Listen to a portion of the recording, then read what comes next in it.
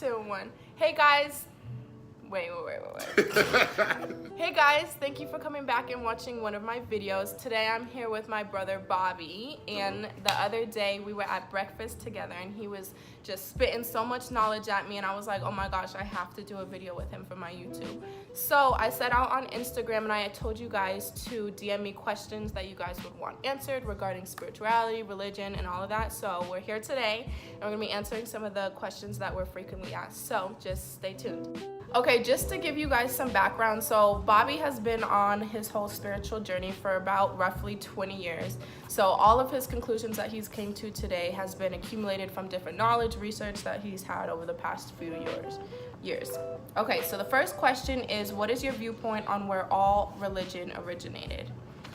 My studies took me to the earliest, the first recording of Genesis I was able to find was in the first Memphite dynasty of Egypt, and my research began there. And after starting there, I was able to correlate the story of Horus and Isis and Osiris.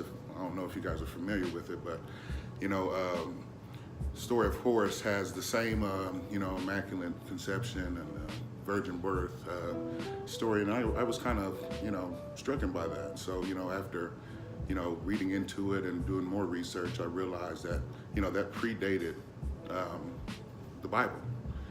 And when it comes to understanding that story, it led me to other stories that came afterwards.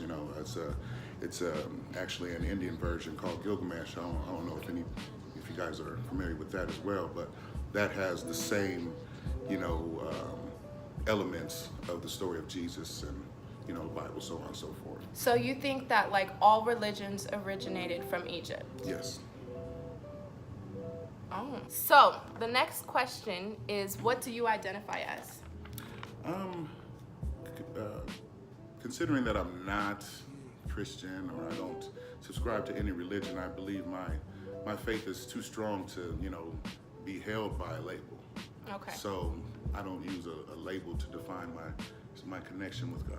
So why or how do you think defining with one religion can withhold to you personally? Because when you subscribe to a religion, you're pretty much subscribing to the things that rules that religion has in play for you. So when it comes to all religion, with my research, it was just a system of control, and we are, in God's image. We are spiritual beings. This is the temple of God here.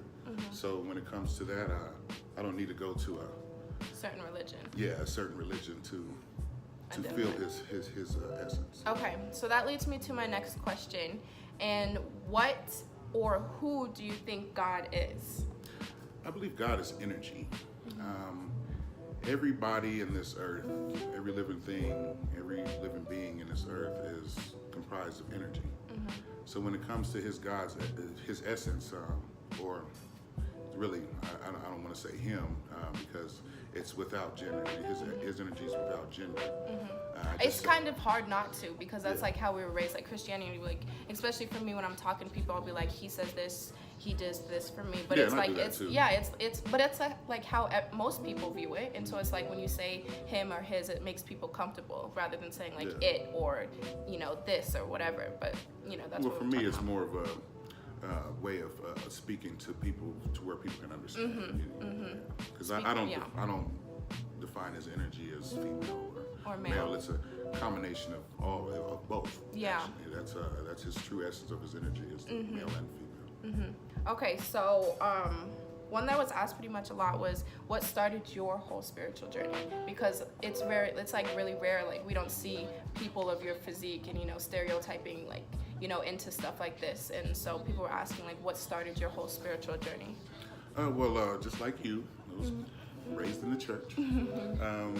I think I went to church a little bit more than you did on a weekly basis. But when it comes to the teachings of the church, it was just something that I grew up with, and then it wasn't until I was old enough, and kind of in all reality, my grandpa kind of sparked some of my interests when he introduced a lot of Hebrew teachings into our Christian upbringing, and that was a little something that we got outside of the church. He actually taught us how to actually read Hebrew, and I used to hate it when I was a child, but it kind of sparked a lot of curiosity. So the curiosity was just like, there has to be something other than this, or there has to be more to life. Yeah, and it was just more out there. And then I was so confined to just knowing about Christianity. My curiosity spanned off to reading about the Quran, reading the Quran, and the Kabbalion, and just different religions, and understanding that what I was reading was pretty much branches in a tree. Because everything is pretty much connected. You wouldn't have this religion without this religion. And when it comes to my beliefs on the origin of the Egyptian origin, should I say, of religion. Just look at the Bible and look at the recordings on the walls of the pyramids. I mean, it's pretty much almost word for word, coming off of those the temples of Egypt. And as long as including other religions too, they all have ties to Egypt, and all of their teachings have originated in Egypt and all of that. So when we were talking the other day with him and his girl, it kind of blew my mind, because before I had talked to them about like manifesting our own destiny and stuff like that, I would feel like there was just energy, or like the whole spiritual energy, or like God that would just make things happen in your life. Because like in Christianity growing up, like when something good would happen, like I'd be trained to be like, oh, that's God doing something good for you, you do good will come back to you, which is still true, but like it was always like, oh, God did this, like he dictates every part of your life, so good and bad. But when I was talking to them, it kind of blew my mind, and they were talking about how we manifest our own destiny, and that our output of life is everything that we put into it. And so the question was, who or what do you think manifests our own destiny?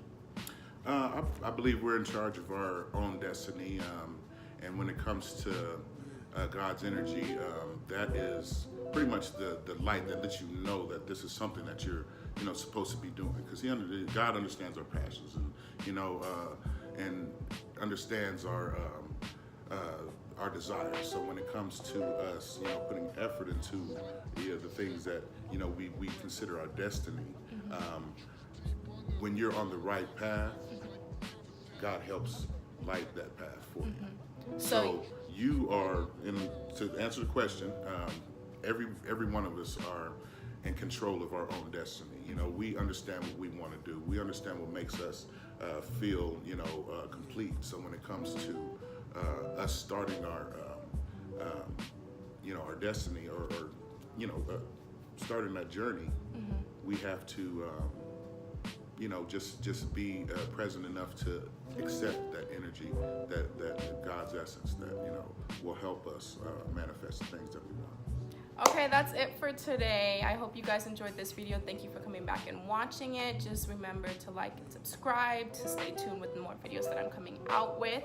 And remember to follow me on Instagram, and hit us up if you have any other questions that we can reach out to you and answer. So hope you guys liked it, and thank you for watching. And research. The origin of